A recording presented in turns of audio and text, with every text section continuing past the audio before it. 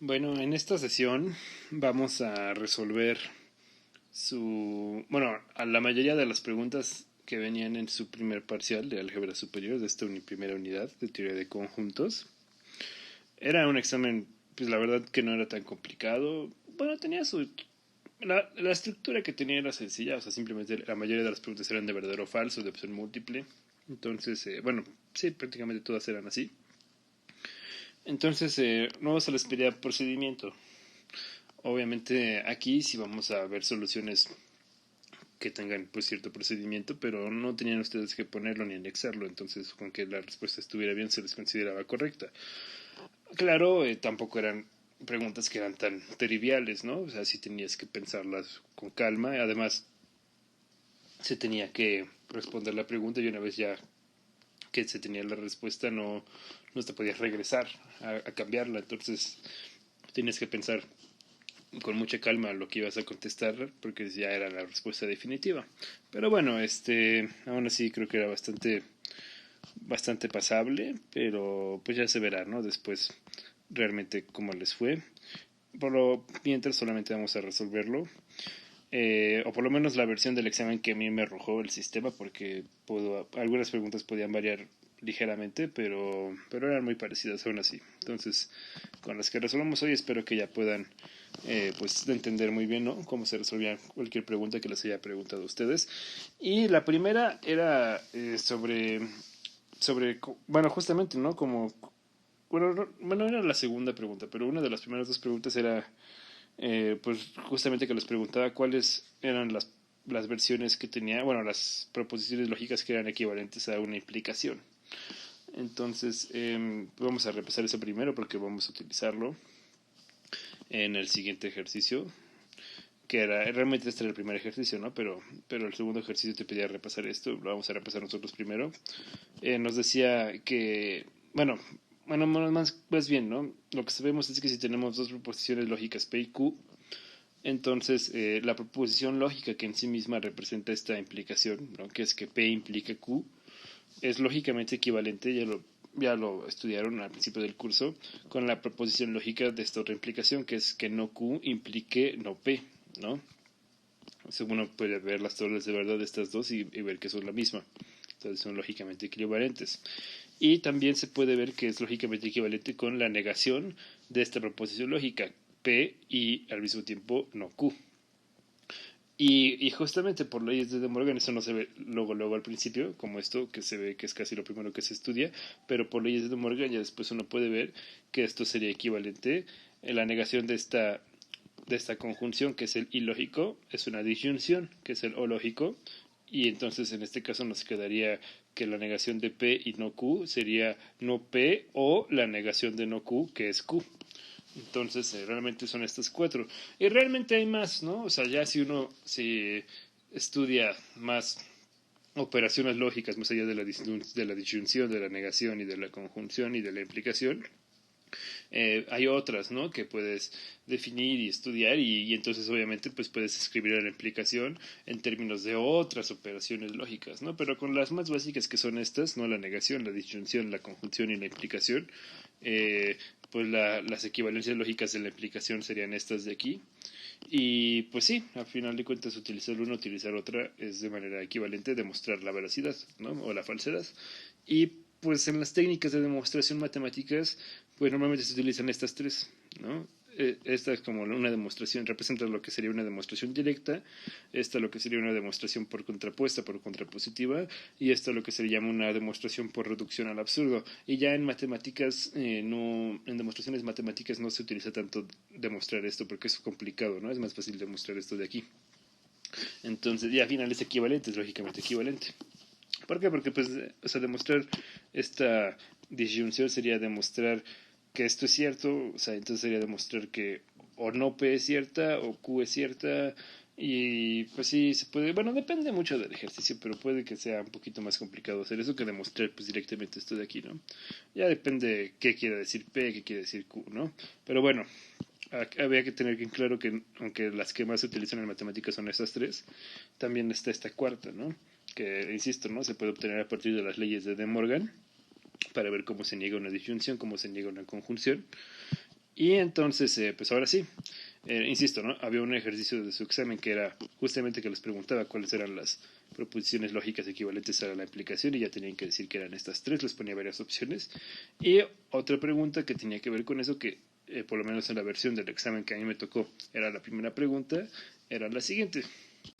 Nos dice, considera la adopción anglosajona en cuanto a pedir calaverita, por lo menos aquí en México, eh, así se llama, ¿no? Cuando los niños salen a pedir dulces, te dicen que están pidiendo la calaverita porque llevan una calaverita de plástico, ¿no? Que es donde les avientan los dulces. Bueno, no se los avientan, donde guardan sus dulces.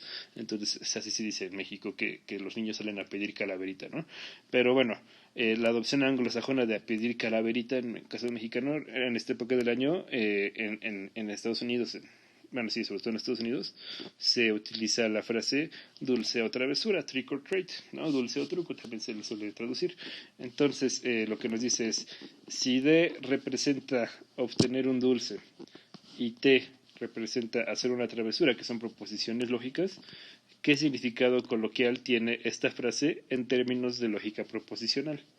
Y pues aquí nos pone varias opciones y te dice que selecciones una o más, o sea que puede que solamente haya una correcta o que varias de estas opciones sean correctas. Y pues justamente para que esta pregunta se considerara bien contestada, se necesitaba que se seleccionaran exactamente todas y cada una de las opciones que eran correctas y que no se seleccionara ninguna opción que no fuera correcta. Si te sobra una o te falta una, ya se considera que el ejercicio está mal y ya no se acumularía ningún valor. Ya no se, o sea, en estos ejercicios es lo único malo, ¿no? Como no pide procedimiento, pues o lo tienes bien o no lo tienes bien, ¿no? Entonces es lo único malo, pero por eso igual eran varias preguntas. Entonces aquí para que estuviera bien tenías que tener todas y cada una de las opciones que eran correctas. Y pues hay que pensar primero cómo se interpreta coloquialmente esta frase, ¿no? De dulce o travesura en términos de proposiciones. Entonces, pues después de pensarlo un rato, por lo menos yo lo que interpreté y también lo que interpretó el profesor, ya corroboré con él, es que la interpretación coloquial de esta frase es la que normalmente es la más directa que uno interpretaría sería esta de aquí. Que no de implique te. ¿Esto qué quiere decir? Si de, no de, si de más bien, ¿no? Era obtener un dulce, entonces no de sería que no se obtiene un dulce. Y entonces lo que estamos diciendo es que si no obtienes un dulce, entonces eso es una travesura. O sea, no obtener un dulce implica hacer una travesura. Y eso es justamente lo que coloquialmente se interpreta cuando te dicen la frase dulce o travesura, que si no les das un dulce a los niños, entonces los niños de manera vengativa te van a hacer una travesura, ¿no? O sea, es lo que quiere decir, no obtener un dulce implica hacer una travesura. Alguien podría pensar o que pudiera ser, por ejemplo, algo similar, pero con la de abajo, ¿no?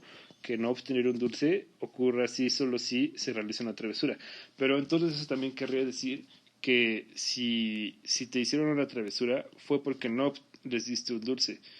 Y eso ya quitaría la posibilidad de que hubiera muchachos maleantes que te hicieran una travesura por el simple gusto de hacerte la travesura.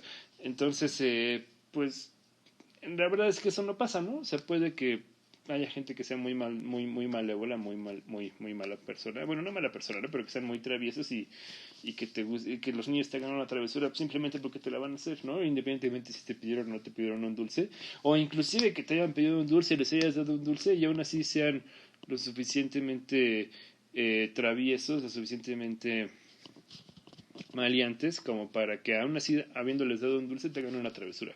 Entonces, pues típicamente en la interpretación coloquial se deja abierto también esa posibilidad y por eso no sería este sí solo sí, ¿no? Esto ya sería como en un caso muy ideal.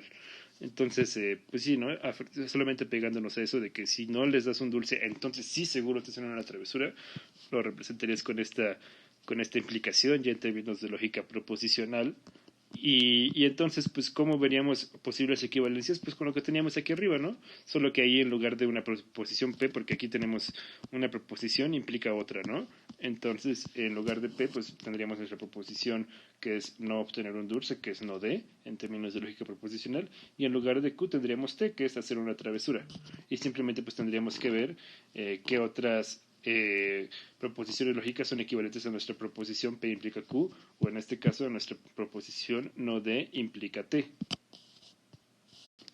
Y pues haciendo ese análisis, por eso le pongo aquí esta flechita, ¿no? Como que pues vamos a aplicar esto de aquí arriba, pero ya este caso en particular. Entonces, pues tendríamos, por ejemplo, ¿no? Que ver si por aquí aparece la opción de la contrapuesta. ¿Y cuál sería la contrapuesta lógica de esta aplicación? Pues aquí tenemos no D implica T, la contrapuesta lógica sería la negación de la T, que sería no T, implica la negación de no D, pero la negación de no D es D, ¿no? Pues la doble negación ya se cancela, por decirlo así, y entonces ya nos quedaría que la contrapuesta de esta proposición lógica sería no T implica, no, implica D. ¿Y eso qué quiere decir? Que si no te hicieron una travesura es porque obtuvieron un dulce. Bueno, eso también ya asumiendo que sí te pidieron que haya un dulce, porque también pudiera ser que no te hayan pedido un dulce, pero bueno, para que tenga sentido esta parte, ¿no? De dulce o travesura es porque ya te la están diciendo, ¿no? Ya te la están planteando, ya te están haciendo esa amenaza. Entonces ahí sí, ¿no? Si ya te hicieron esa amenaza y resultó que no te dieron una travesura, salvo que los niños no cumplan su palabra, ¿no? Pero bueno, entonces también ya, eso no lo vamos a andar considerando ahorita, pero asumiendo que sí te cumplan su amenaza, si ya te amenazaron y no te hicieron una travesura, es porque sí se diste a la amenaza y les diste un dulce. Entonces sí tiene sentido. O sea, lógicamente, pues sí, ¿no? Ya está probado que son equivalentes, pero sí, inclusive en términos coloquiales sí tendría sentido también esta afirmación que fuera equivalente a lo de arriba. Y esto es lo interesante, porque a lo mejor alguien, eh, pues, no se preocupó tanto y luego dijo, mira, dulce o travesura, aquí está, dulce o travesura, ¿no? D o T. Pero, pero no sé, por lo menos a mí al principio me daría cierta desconfianza poner algo que sea como tan obvio, ¿no? Pero justamente resulta que sí, también se puede justificar que pues sí, esta frase dulce o travesura en términos de estas proposiciones lógicas de y t, sí se puede interpretar también así, partiendo de esto, ¿no? ¿Por qué? Porque pues justamente sería el caso de aquí, el caso de aquí, de hecho. Tendríamos que buscar si está también, ¿no? La que se asocia con reducción al absurdo entre las opciones y bueno, puedes checar todas las opciones y ver que no hay ninguna que tenga una negación de un y, ¿no? Una negación de una conjunción y pues esta es una negación de una conjunción, entonces si no hay ninguna que tenga esa estructura, pues no va a aparecer esta, pero la que aparece es su equivalencia en términos de leyes de De Morgan, que pues en este caso, ¿no? La negación de esto sería no P o Q, y entonces, en este caso, ¿cuál sería no P? Pues sería la negación de no D, que sería simplemente D. Y Q sería simplemente T. Entonces, esto de aquí sería, en nuestro caso, D o T, que justamente es o se obtiene un dulce o se hace una travesura. Y a poner esta proposición lógica estaríamos diciendo que esto de aquí sería cierto solo si esta implicación es cierta, ¿no? Entonces, serían equivalentes, lógicamente equivalentes. Entonces, sí, o sea, si te la están pintando de que si no les das un dulce te van a hacer una travesura, es equivalente a decir que es cierto que obtienen un dulce o realizan una travesura. Y sí, ¿no? O sea, entonces que concuerda con, en este caso, con el propio lenguaje que se utilizaría ya de forma coloquial, ¿no? Y bueno, uno puede checar una por una las otras opciones y ver que pues no son ninguna de estas que son equivalentes y bueno, no es la idea como ponernos a justificar que cada una de estas es falsa, simplemente pues podemos ver que no son ninguna de estas de aquí, que son las que sabemos que son equivalentes a la implicación, y bueno, la implicación fue con la que iniciamos, que era esta, no de implícate, y entonces pues ya, ¿no? Uno se convence de que como en esto no está entre las opciones, pues ya las únicas opciones que son correctas serían estas tres, y ya, ¿no? Esta sería la respuesta que hubieran tenido que haber eh, puesto para que se considerara que esta pregunta estaba bien contestada. Ahora, la siguiente pregunta nos plantea, al demostrar algún argumento que implique unicidad, ¿cuál o cuáles axiomas se emplean? ¿No? ¿O cuál axioma se emplea si es que solo es uno? Y nos pone los primeros axiomas, los nombres que les pusimos a los primeros axiomas de la teoría de conjuntos, el axioma de existencia, axioma de extensión, axioma de esquema de comprensión, axioma del par, axioma de la unión, axioma del conjunto de potencia, axioma de fundación. Entonces, si no conocían ya por estos nombres los axiomas, pues ya difícilmente iban a tener esta pregunta bien, porque pues no sabían a qué se iba a estar refiriendo cada uno de estos axiomas. Pero bueno, asumiendo que ya todos lo conocemos aquí, pues uno se tiene que poner a pensar en qué se hace cuando se demuestra algún argumento que implique unicidad, ¿no? Y pues aquí, ¿no? Lo pongo explicado más o menos en términos sencillos, para demostrar que existe un único X en cierto conjunto X, tal que la proposición P de X sea cierta, o sea, que es lo que uno demuestra unicidad, o sea, que existe un 1, pero bueno, sobre todo centrándonos en la parte de unicidad, ahorita vamos a pensarlo, no tanto en la de existencia, o sea, para demostrar que bueno, antes que nada, ¿no? Para demostrar que existe ese X y que es único, pues intrínsecamente lo que se demuestra, y bueno, esta P de X representa cualquier cosa, ¿no? Y también el conjunto X puede representar muchas cosas, ¿no? Entonces, intrínsecamente lo que se demuestra es que el conjunto de los Y's que pertenecen al conjunto X, tales que la proposición P de Y es cierta, o sea, tales que P de Y, es igual al conjunto cuyo único elemento es el elemento X. Más bien, cuyo único elemento es el elemento X, este X que existe. Entonces, pues primero se demostraría que como tal hay por lo menos un X, ¿no? O sea, que existe el X. Y ya sabiendo que ese X existe, más bien, ¿no? Lo que demostrarías para la unicidad sería esto de aquí, demostrar que este conjunto es igual a este conjunto. ¿Y por qué le pongo aquí asteriscos al axioma del par y al axioma de esquema de comprensión? Porque, pues ya para justificar que estos conjuntos, tanto el de la derecha como el de la izquierda, realmente fueran conjuntos y por lo tanto se pudiera aplicar nuestra teoría, para justificar que el de la izquierda es un conjunto tendríamos que utilizar el axioma de esquema de comprensión y para justificar que el de la derecha es un conjunto se utilizaría el axioma del par. Y para justificar la propia existencia de este X no se utilizaría ninguno de estos axiomas, ¿no? Se utilizaría alguna otra cosa, ¿no? Pero ya para la parte específica de demostrar la unicidad, o sea, ya asumiríamos que estos son conjuntos, ¿no? Entonces, como tal, no estaríamos utilizando los axiomas, y entonces lo único que estaríamos utilizando sería demostrar que estos conjuntos son iguales, ya asumiendo que existen, ya para probar la unicidad, para probar que este X es el único que satisface esto de aquí. Y entonces, ¿qué es lo que se prueba? Pues se prueba que la proposición P de Y es cierta si solo si Y pertenece a este conjunto, ¿no? O sea, que algo es un elemento de este conjunto, si solo si algo es un elemento de este otro, y entonces aquí en este sí, y bueno, y eso es equivalente a que si solo si y es igual a x, ¿no? Entonces ahí ya demuestras, ¿no? Que esta proposición es cierta si solo si y es igual a x, o sea, supones que hay otro y demuestras que si se cumple esto, entonces esto tiene que suceder. Y entonces en este sí solo sí de aquí, lo que se está utilizando es el axioma de extensión, ¿no? Que justamente nos habla de cuándo vamos a decir que los conjuntos sean iguales, que es cuando tienen exactamente los mismos elementos, o sea que algo es elemento del primero, si solo si es elemento del segundo. En este sí solo si se está utilizando intrínsecamente el axioma de extensión y ese es el único que se utiliza como tal a la parte de la demostración que implica la unicidad.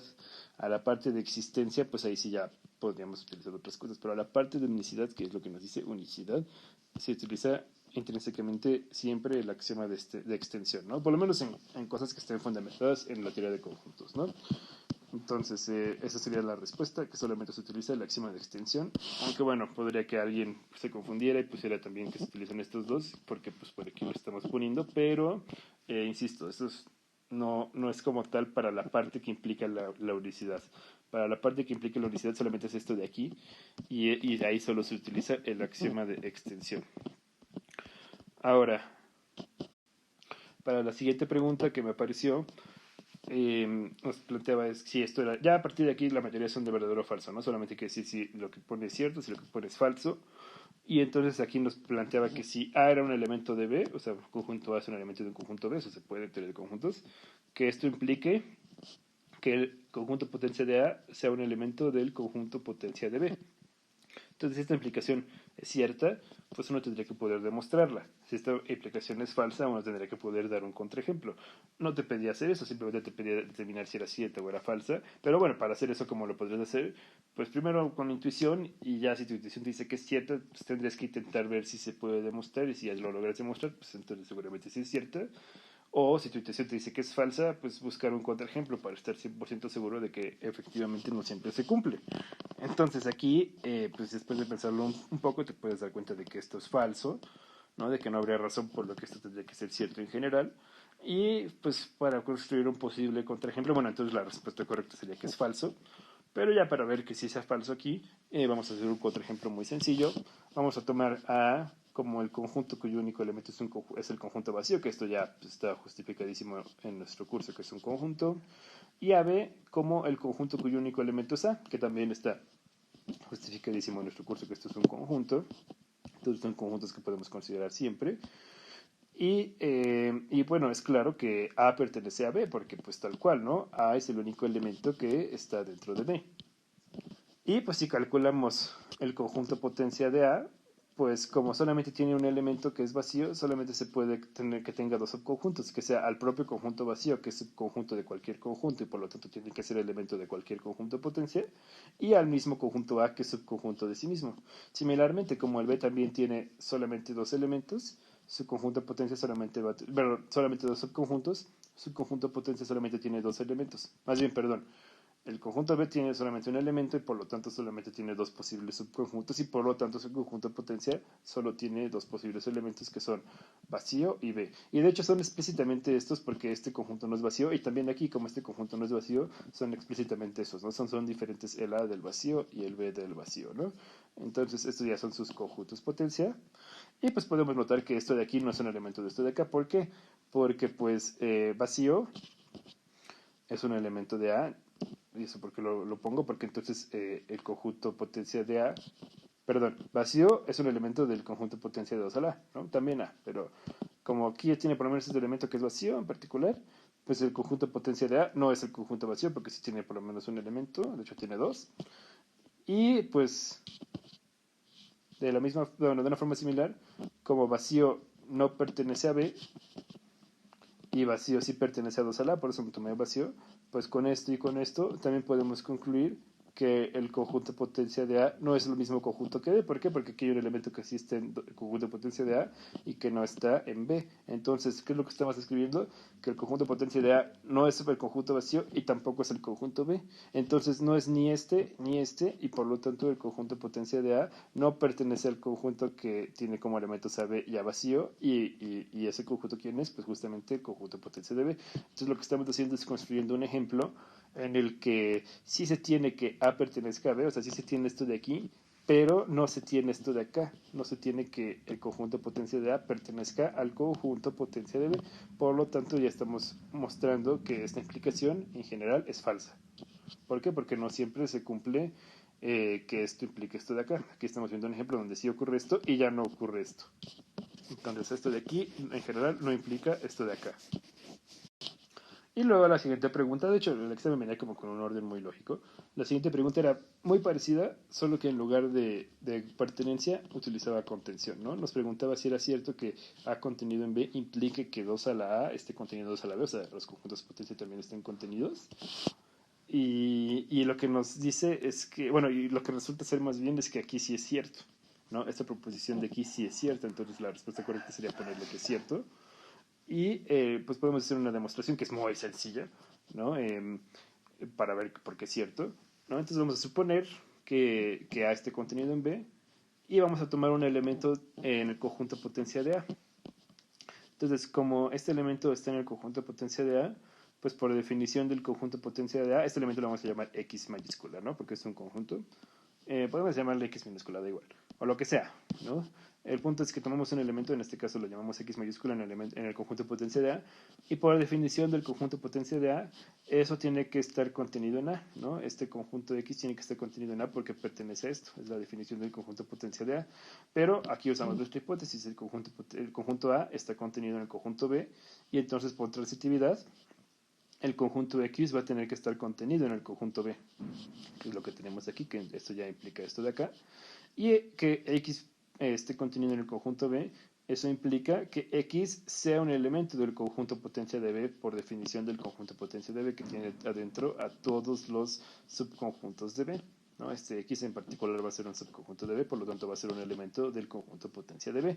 Entonces, ¿qué es lo que hicimos? Tomamos un elemento totalmente arbitrario en el conjunto potencia de A y probamos que ese elemento es un elemento también del conjunto potencia de B. Por lo tanto, el conjunto potencia de A tiene que ser un subconjunto del conjunto potencia de B, que es lo que queríamos demostrar. Entonces, sí, si pusimos esto de aquí, logramos probar esto de aquí. Por lo tanto, esta implicación de que A contenido en B implique que 2 a la A esté contenido en 2 a la B es una implicación que es cierta siempre porque logramos hacer una demostración.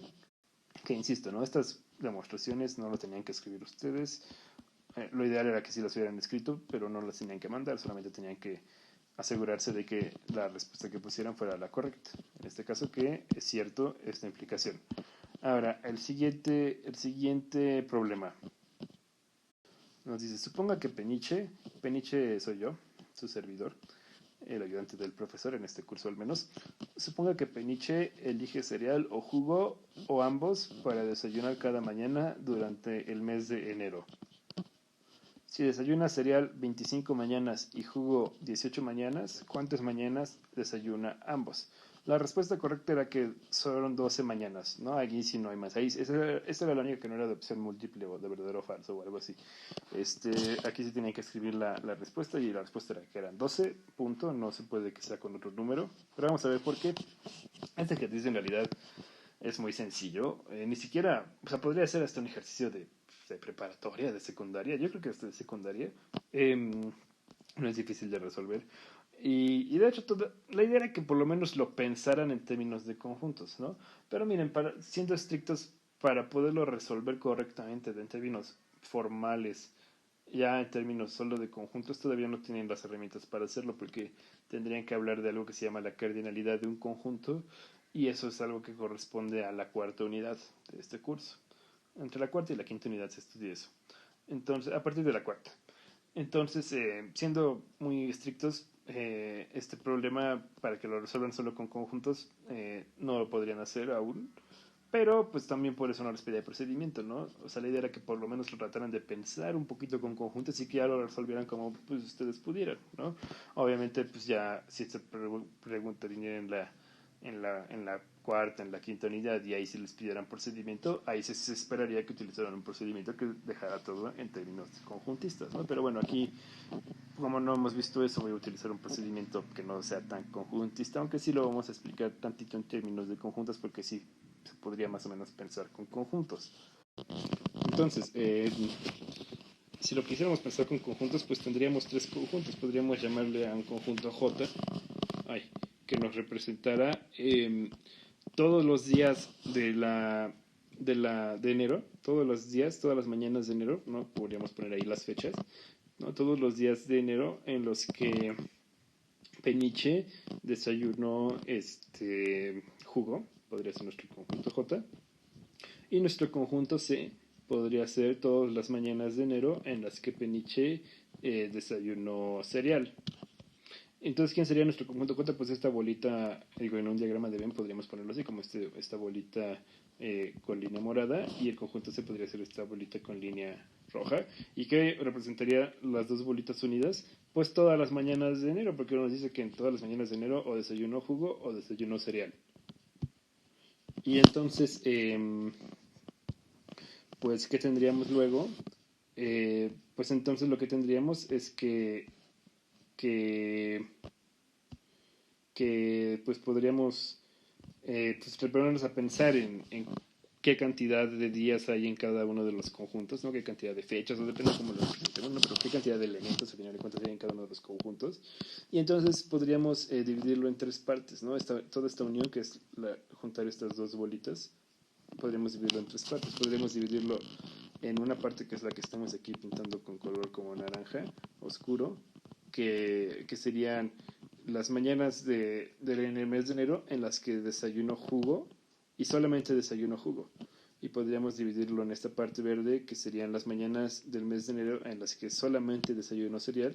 Y esta última parte, que es donde se intersectan los dos conjuntos, en las mañanas donde desayuno ambos, ¿no? Entonces ahí estoy poniendo como una cantidad J, por decirlo así, que sería el número de elementos que tiene esta parte, una cantidad C minúscula, que es el número de elementos que tiene esta parte, y una cantidad A de ambos, ¿no? Que es el número de elementos que tiene esta parte.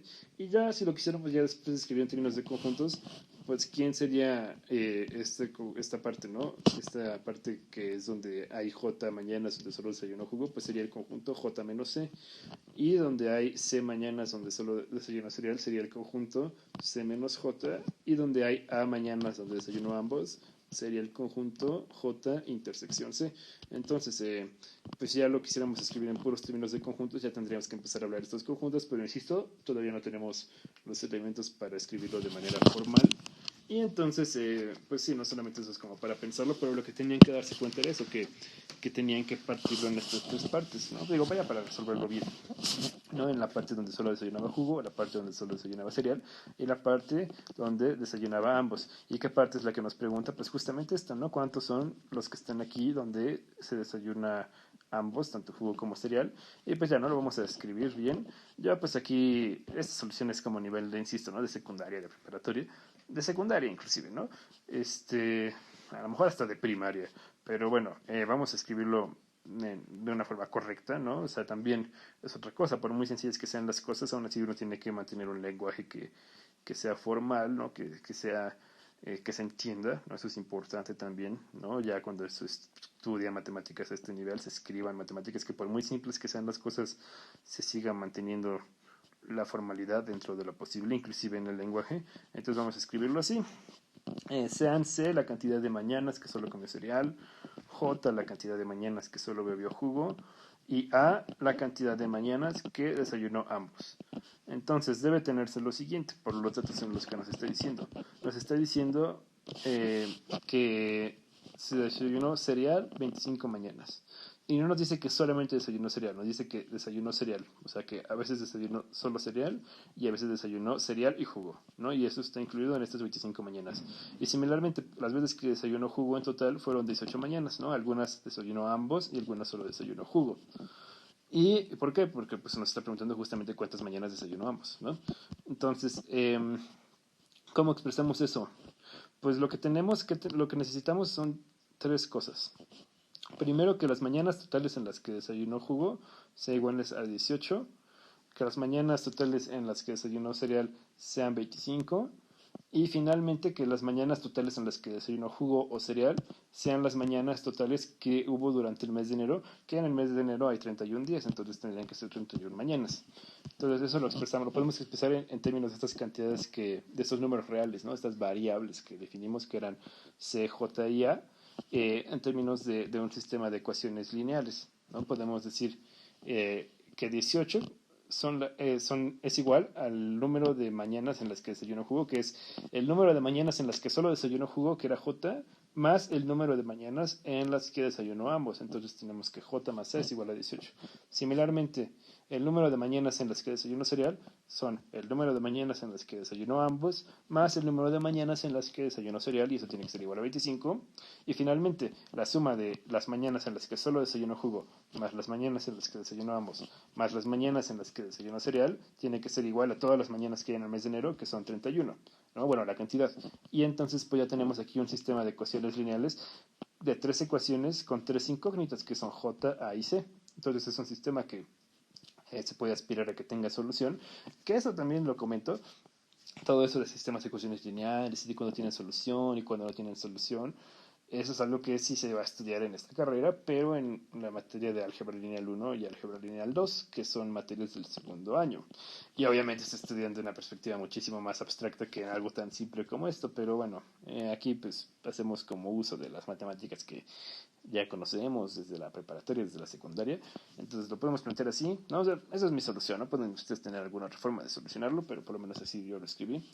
Y digo, insisto, no solamente ya si les preguntara algo parecido ya en la última unidad, cuando ya tuvieran, o en la penúltima o en la última unidad, cuando ya tuvieran esa noción de cardinalidad de un conjunto, ahí sí ya se pediría que se dejen términos de puros conjuntos, pero ahorita que todavía no tenemos eso, pues lo podemos denotar así, que insisto, también por eso no pedía procedimiento, pero bueno, ya con este procedimiento que estamos planteando, pues solamente tendríamos que resolver el sistema de ecuaciones. Y de hecho ni siquiera lo tendríamos que resolver todo, solamente tendríamos que lograr encontrar el valor de A, ¿no? Entonces podemos sustituir la primera ecuación en la segunda, ¿no? Y ver que este valor J más A es igual a 18, que aparece también aquí J más A. Y entonces tendríamos que J más A, que es 18 más C, tiene que ser igual a 31, ¿no? Lo que nos dice esta ecuación, la segunda. Y eso implica que C es igual a 13, donde C que es el día, el número de días, que el número de mañanas que solamente desayuno cereal, ¿no? Este de aquí. Y entonces luego podemos sustituir ese valor de C en la tercera ecuación, que es la que ya nos va a permitir despejar el valor de A. Y entonces tendríamos que A tendría que ser igual a 25 menos 13 si pasamos este hacia el otro lado restando. Y ya 25 menos 13 es 12. Y entonces, ¿qué era el valor de A? pues justamente lo número que queríamos, el número de mañanas que desayunó tanto cereal como jugo. Entonces, por lo tanto, desayunó cereal y jugo 12 mañanas. Y ya también con esto puedes sustituirlo en la primera ecuación y ver que el valor de J es igual a 6, pero realmente eso no nos lo pedía el ejercicio. Pero sí, ¿no? Con estos datos que nos da, solamente se podría que haya desayunado solamente jugo 6 mañanas, jugo y cereal 12 mañanas y solamente cereal 13 mañanas, ¿no? Y ya así podemos reconstruir las 31 mañanas de enero y también se reconstruye lo que nos dice, ¿no? Que en 25 mañanas en totales desayuno cereal, 13 solo cereal, 12 ambas, y en 16 mañanas desayuno jugo, 6 solamente jugo y 12 ambas. Entonces, pues sí, ¿no? La única respuesta correcta era 12. Ahora, digo, insisto, ¿no? Ese es como que es el que sacó un poco como de la tónica del examen, ¿no? Ese fue como el que sí fue medio el extraño, ¿no? En teoría era el que era más fácil, ¿no? En teoría espero que sí hayan podido llegar a esa respuesta. Digo, hayan usado el método que hayan usado. No se los pedía, así que mientras hayan llegado a la respuesta correcta está bien. Y ahora sí, ¿no? Ya regresando un poco más a la tónica, ¿no? De la formalidad y de las matemáticas ya más abstractas. Eh, pues ya, ¿no? Nos vuelve a hacer preguntas de si algunas proposiciones son ciertas o falsas. Son varias. Vamos a verlas rápido. La primera nos plantea si el conjunto potencia de A unido con el conjunto potencia de B está contenido siempre en el conjunto potencia de A unión B. Y resulta que esta proposición es cierta, ¿no? Uno se puede poner a pensar si es cierta y si es falsa. Espero que hayan llegado a la conclusión de que era cierta, pero bueno, ¿cómo puede estar ya uno seguro de que sí, en efecto es cierta? Pues demostrándolo, ¿no? Entonces, vamos a tomar un elemento arbitrario en este conjunto y probar que está en este conjunto, y si logramos hacer eso, pues ya se tiene la contención. Entonces, si tomamos un elemento arbitrario en el conjunto potencia de A unido con el conjunto potencia de B, entonces, por definición de esta unión de conjuntos, lo que tenemos es que ese elemento X está en el conjunto potencia de A o ese elemento X está en el conjunto potencia de B por estar en esta unión. ¿Y eso qué implica? Pues eso, por un lado, implica que X está contenido en A. ¿Por qué? Porque eso quiere decir que sea un elemento del conjunto potencia de A. O que X esté contenido en B por ser un elemento del conjunto potencia de B. Pero tanto A como B, ambos están contenidos en A unión B, ¿no? Entonces aquí lo pongo, en ambos casos se tiene que A está contenido en la unión B y entonces por lo tanto X va a estar contenido en la unión B por la transitividad, o que como X está contenido en B también va a estar contenido en la unión B por la transitividad. Entonces en ambos casos se llega a la conclusión de que X tiene que ser un subconjunto de A unión B. Entonces por lo tanto ya no lo separo por casos, yo simplemente digo que directamente X va a tener que ser un subconjunto de A unión B por lo que tenemos aquí arriba, si se sigue de esto de aquí arriba, esto de acá abajo. Y entonces si X es un subconjunto de A unión B, X va a tener que ser un elemento del conjunto potencia de unión B por definición de lo que es este conjunto potencia de A unión B. Entonces, pues sí, efectivamente tomamos un elemento totalmente arbitrario en este conjunto y vimos que está en este otro conjunto. Por lo tanto, este conjunto que es conjunto potencia de A unido con el conjunto potencia de B tiene que ser un subconjunto de este otro conjunto que era el conjunto potencia de A unión B. Una forma equivalente de hacer esta implicación, o sea, de que esto se sigue esto, podría ser ya aquí partiéndolo por casos, ¿no? Desde aquí diciendo, mira, puede haber dos casos. Puede que X pertenezca al conjunto de potencia de A, y ya, ¿no? Caso 1, y ya ves que esto pasa. Y luego caso 2, que X pertenezca a esto, y ya ves que esto pasa. Y bueno, podría haber por ahí un caso 3 en el que perteneciera a ambos, pero sería un caso particular de cualquiera de los otros dos casos. Entonces, pues ya realmente solo serían dos. Y ver que en ambos casos se tiene esto, y ya por lo tanto concluir que en general se tiene esto, ¿no? Pero pues es un poco más largo escribirlo así, pero también es válido. Ahora, el siguiente ejercicio, la siguiente pregunta, nos preguntan la otra contención, ¿no? Si la otra contención es cierta. Que si la otra contención también fuera cierta, ya serían iguales estos conjuntos. Pero bueno, pues resulta que no, que esta otra contención es falsa. O sea, en general estos conjuntos no son el mismo. ¿Por qué? Porque esta contención no siempre se da. Entonces, a veces sí se da, pero no siempre. Entonces, pues aquí ya la respuesta era que era falsa. ¿Y por qué es falsa? Pues podríamos construir un contraejemplo para estar seguros de que es falsa. Y aquí le pongo, ¿no? Es falso, pues en general A unión B pertenece al conjunto potencia de A unión B porque es un subconjunto de sí mismo. pero no siempre se tiene que A unión B pertenece a 2 a la A unido con 2 a la B. ¿Por qué? Porque para que esto fuera cierto se necesitaría que A unión B perteneciera al menos a 2 a la A o a 2 a la B, por lo menos a uno de ellos. Y eso no es siempre cierto porque A unión B no siempre va a ser o un subconjunto de A o un subconjunto de B. Pero bueno, esa es como una explicación de por qué es falso. Pero ya si quisiéramos estar 100% seguros o si nos pidieran que lo justificáramos, tendríamos que ya construir un contraejemplo. Y pues como contraejemplo podemos basarnos en el que ya estábamos viendo, ¿no? De hecho, ese lo vamos a usar mucho hoy. Podemos definir a A como el conjunto como el conjunto cuyo único elemento es el vacío, a B como el conjunto cuyo único elemento es el conjunto A, y pues ver qué ocurre pero ahora con estos conjuntos, ¿no? A unión B primero, pues es lo que haya en A junto con lo que haya en B, que pues sería el conjunto que tenga como elementos al vacío y al A, ¿no? Y al conjunto A, ¿no? Estos dos elementos dentro del conjunto sería A unión B. Y eso pues es un elemento del conjunto de potencia de A unión B porque es un subconjunto de sí mismo, ¿no? O sea, simplemente por eso de ahí. Pero, pues podemos notar que A unión B no pertenece al conjunto que tiene como elementos a B y a vacío. Sí, o sea, simplemente este conjunto como tal, ya con estas llaves, no está dentro como elemento dentro de este conjunto. ¿Y por qué me fijo en este conjunto? Porque pues resulta que este conjunto de A con B con vacío es justamente el conjunto potencia de A unido con el conjunto potencia de B. Vamos a ver si es cierto, porque antes ya habíamos calculado quiénes eran el conjunto potencia de A y el conjunto potencia de B, ¿no? Y el conjunto potencia de A era A con vacío, ¿no? Adentro de un conjunto y el conjunto potencia de B eran B y vacío. Y si unimos estos dos conjuntos, pues ya vacío ya está en ambos, solo lo escribimos una vez y los otros elementos serían A y B. Entonces, justamente, pues sería este conjunto que tenemos aquí, esta unión. Y sí, ¿no? Esto, A unión B, este conjunto de aquí, no es un elemento de esto, porque pues este conjunto ni es vacío, ni es A, ni es B, ¿no? Siempre le falta por lo menos un elemento para que sea A o para que sea B. Y entonces, pues que lo que estamos viendo que, pues en general, este conjunto 2 a la A unión B no está contenido en 2 a la A unido con 2 a la B. ¿Por qué? Porque aquí tenemos un elemento que sí está aquí, que es este, pero que no está acá, ¿no? Entonces, por lo tanto, en general es falsa porque esta implicación en general no se cumple, ¿no? Ahora, pasando al siguiente ejercicio, también tenía que ver con esto, ¿no? De conjuntos potencia y de operaciones ahí metidas. Y nos preguntaba si era cierto que el conjunto potencia de A intersección B pertenecía al conjunto potencia de A intersectado con el conjunto potencia de B. Este de aquí sí es muy falso, ¿no? De hecho, se puede probar que este de aquí siempre es falso. Ahorita vamos a platicar por qué se puede probar eso. Pero bueno, en general, con que no se cumpliera ya sería falso, ¿no? Con que no se cumpliera en algún caso ya sería falso, no es necesario que nunca sea cierto, ¿no? Pero, y bueno, pues podemos ver un contraejemplo.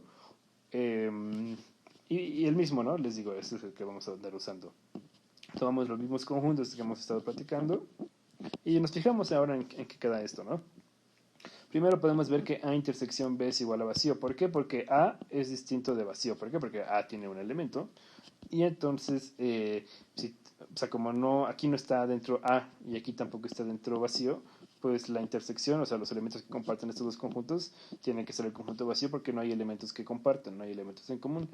Entonces, el conjunto potencia de A intersección B, pues sería el conjunto potencia de vacío, que es justamente el conjunto cuyo único elemento es el vacío, porque vacío es el único subconjunto de vacío. Y eso por un lado. Y por otro lado, si nosotros intersectamos esos conjuntos, el conjunto potencia de A y el conjunto potencia de B, pues ya habíamos platicado que A era distinto de B. O bueno, no, sí, ya lo habíamos comentado, que A no puede ser B porque para que A fuera B, se necesitaría que A fuera el conjunto vacío y A no es el conjunto vacío. Entonces, para que coincidiera esto con esto. Y entonces como A no es B, pues este conjunto sí está en el conjunto potencia de A y este conjunto sí está en el conjunto potencia de B, pero ninguno de los dos está en ambos al mismo tiempo. El único conjunto que está en ambos de forma simultánea es el conjunto vacío. Entonces la intersección de 2 a la A con 2 a la B, pues simplemente sería es el conjunto cuyo único elemento es el conjunto vacío, que es el único elemento que está en ambos al mismo tiempo, ¿no? Entonces sería esto. Y pues justamente es lo que queda aquí arriba, ¿no? Vamos a ver que en general, de hecho, siempre va a quedar lo mismo esto que esto, pero bueno, aquí en este caso en particular sí queda. ¿Y qué es lo que tenemos? Que pues este conjunto de aquí, pues no es elemento de sí mismo, ¿no? O sea, no es elemento de ese mismo conjunto. ¿Por qué? Porque el elemento que está aquí dentro solamente es el conjunto vacío.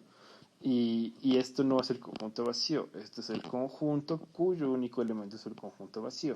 Entonces, pues como esto no es elemento de sí mismo, de hecho eso es un axioma, que bueno, no es tal cual es el axioma, pero es una consecuencia del axioma de fundación, que no se puede que un conjunto sea elemento de sí mismo.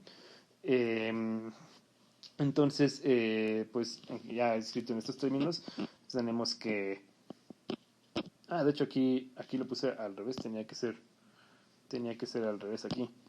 Eh, lo que tendríamos más bien sería, digo, es lo mismo porque son el mismo, pero para que ya nos funcione así como nos pide el ejercicio, tendríamos que 2 a la A intersección B no es un elemento de 2 a la A intersección con 2 a la B, ¿no? Más bien eso es lo que nos pedía el ejercicio. Y entonces, ahora sí, ¿no? Tendríamos que pues esto es falso, ¿no? Bueno, esto de aquí es falso, ¿no? En general. ¿Por qué? Porque aquí estamos viendo un ejemplo donde no se cumple. Que insisto, ¿no? De hecho, podríamos demostrar que nunca se cumple. ¿Y cómo se demuestra eso? Pues justamente va ligado, muy ligado, con la siguiente pregunta del examen. La siguiente pregunta del examen nos preguntaba si esta proposición era cierta, que es que ahora que la intersección del conjunto potencia de A con el conjunto potencia de B sea igual al conjunto potencia de A intersección B, que es muy parecido, ¿no? A estos que nos preguntaba de la unión, que insisto que si hubieran sido las dos contenciones ciertas, si hubiera sido igual, solo que ahí fallaba una contención, una sí se daba, pero la otra fallaba. Y aquí va a resultar que las dos contenciones sí son ciertas, entonces, por lo tanto, la igualdad sí es cierta, ¿no? Entonces, este quizás era un poco tramposo, porque a lo mejor la intuición lograron ver que esto era falso y entonces la intuición a lo mejor los engañó y dijeron, ese seguro también es falso, pero no, este sí es cierto, con intersección sí es cierto. Entonces la respuesta correcta era que era cierto. Y bueno, ¿cómo podemos estar seguros de que es cierto? Pues por supuesto realizando una demostración de que eso es cierto. Entonces vamos a demostrar esta igualdad por doble contención.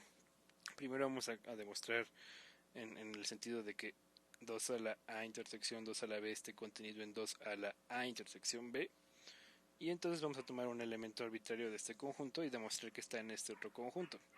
Entonces, si tomamos un elemento que esté en 2 a la A intersección 2 a la B, llamémoslo X, entonces X tiene que ser un elemento de 2 a la A y al mismo tiempo X tiene que ser un elemento de 2 a la B. ¿Por qué? Porque eso quiere decir que pertenezca a esta intersección de estos dos conjuntos.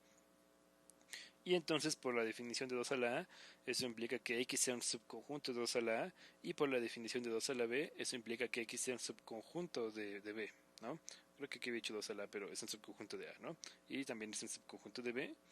Y pues con esto directamente no podemos concluir ya que X esté en la intersección, a menos que ya lo hayamos demostrado que esto de aquí lo implique, ¿no? Pero bueno, no voy a asumir eso. Entonces, ¿por qué? Porque lo que queremos es demostrar que X esté contenido en la contención para que entonces X sea un elemento de esto. Entonces lo que tenemos que probar con esto que tenemos aquí es que X, si esto se satisface, pues entonces X va a ser un conjunto de A intersección B y entonces ya tendríamos lo que queremos. ¿Y cómo vamos a probar eso? Pues como haciendo como una demostración dentro de la demostración, por decirlo de alguna forma. Entonces, ese X de ahí pues es un conjunto, ¿no? ¿Por qué? Porque pues es un subconjunto de A. Entonces podemos tomar un elemento dentro de ese X mayúscula. También por eso le había puesto X mayúscula y no minúscula. Entonces, si tomamos un elemento en X mayúscula, pues como X está contenido en A, vamos a tener que X minúscula, que es el elemento de X mayúscula, también va a tener que ser un elemento de A. Y por otro lado, de manera similar, como X está contenido en B, tenemos que X minúscula va a ser un elemento de B. ¿Por qué? Porque X minúscula era un elemento de X mayúscula y X mayúscula está contenido en B.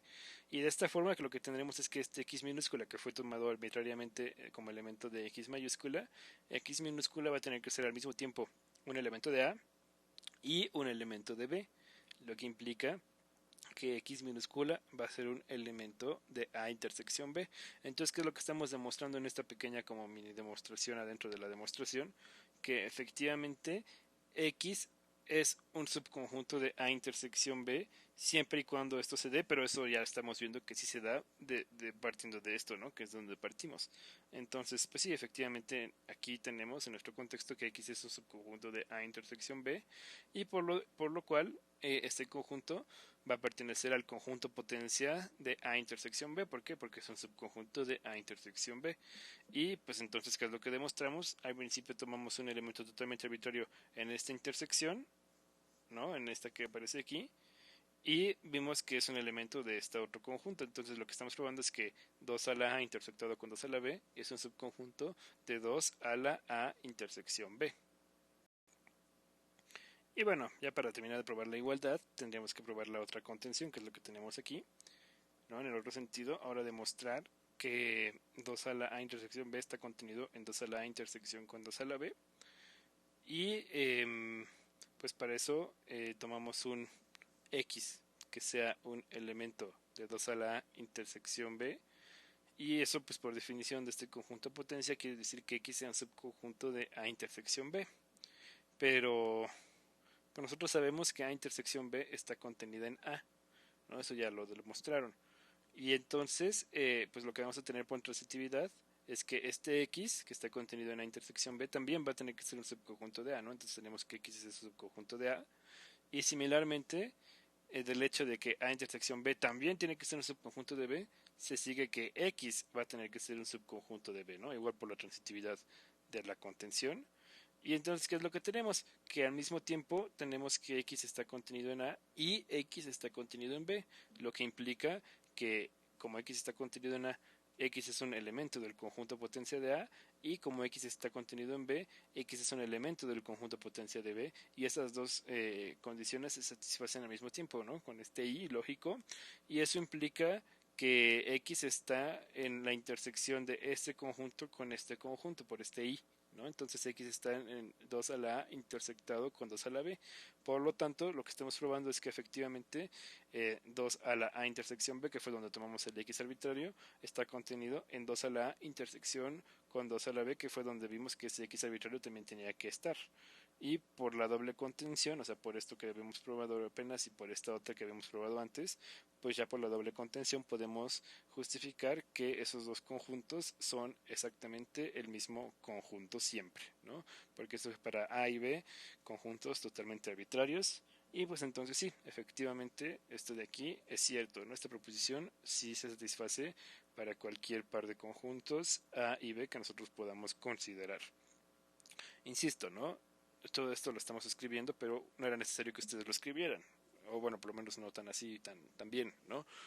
Porque no se les pedía el procedimiento, solamente se les pedía que la respuesta estuviera bien. Pero bueno, ¿cómo se demostraba? Así. Y ya, ¿no? Solamente faltan dos preguntas. Entonces ya para este penúltimo ejercicio, lo que nos pregunta es si esta proposición es cierta, que es que si tenemos un conjunto A contenido en un conjunto C, entonces A unión B intersección C es igual a A unión B intersección C. Este pues no es tan obvio, ¿no? Pero resulta que sí es cierto, se puede demostrar y de hecho ya cuando te pones a demostrarlo ves que sí es de hecho bastante sencillo de probar. Y de hecho, para darte cuenta si esto es cierto, pues aquí sí, si no haces la demostración va a ser a lo mejor un poquito complicado, que con pura intuición te des cuenta de que sí es verdad. Pero bueno, también podría ser posible y con la demostración es muy sencilla, ¿no? Entonces, pues suponemos que esté contenido en B y como A está contenido en B, pues entonces A intersección C, que es lo que, perdón, que A está contenido en C, perdón, el conjunto A intersección C es igual a, que uno podría decir, oye, ¿por qué hablas de A intersección C si aquí no aparece? Pero pues es que lo que pasa es lo siguiente, si A intersección C es igual a, nos podemos dar cuenta de que el conjunto de la derecha que es A unión B intersección C, lo podemos escribir en estos términos por propiedades distributivas de la intersección con la unión. Entonces, esto de aquí sería A intersección C, que es el conjunto que habíamos dicho que era igual a A, unido con B intersección C. Insisto, esto es por propiedades distributivas de la intersección con la unión. que sabemos que es cierto. Y entonces, por esto de aquí, como está contenido en C, entonces esto A intersección C es igual a porque es más pequeño. Pues aquí hacemos la sustitución y nos queda que este conjunto A unión B intersección C es igual a este otro conjunto, pero esto por esto de aquí arriba es igual a simplemente A en lugar de esta intersección unido con B intersección C, que es lo que tenemos del lado izquierdo, ¿no? Entonces ya, esa es la demostración así de sencillo, y pues ya en la demostración pues uno se da cuenta de que pues efectivamente eso es cierto, ¿no? ¿Cómo se podría dar cuenta? Pues analizar quién es esto de aquí, por ejemplo lo de la derecha, y ver que ahí queda en términos de intersección B y ya tener tú la división de que, mira, si se da la contención, esto se simplifica ya de esta forma, ¿no? También si inicias del lado izquierdo lo puedes hacer, ¿no? O sea, llegas a esto de aquí, aunque creo que es un poco más complicado verlo. Aunque bueno, lo que también podrías aplicar aquí si inicias del lado izquierdo es utilizar la otra propiedad de distributividad, pero ahora como en el otro sentido, ¿no? De la unión con la intersección. O bueno, más bien no, sino de la intersección con la unión, pero visto como ahora al revés, ¿no? Bueno, es lo mismo. Pero sí, el punto es que sí, la demostración es sencilla y ya, ¿no? Esto es cierto porque pues, se puede demostrar y ya. O sea, ¿por qué es cierto? Porque esto pasa, ¿no? O sea, porque si ya está contenido en C, esta intersección te da A y ya por eso sucede que esta propiedad queda de este estilo, ¿no? O sea, esto de aquí sale directamente de la propiedad distributiva, ¿no? Que tiene la intersección con la unión. Y bueno, ahora el siguiente ejercicio pues va muy relacionado con ese penúltimo, que este ya es el último, y es ahora la implicación, pero en otro sentido. Nos pregunta si esto de aquí es cierto, implica que esto de acá es cierto, y entonces ya sería el sí solo sí. Y lo que resulta es que eso sí también se cumple. Entonces, de hecho, esto en realidad es un sí solo sí. Es bastante curioso. ¿Y cómo se puede justificar que sea cierto? Pues igual, realizando una demostración.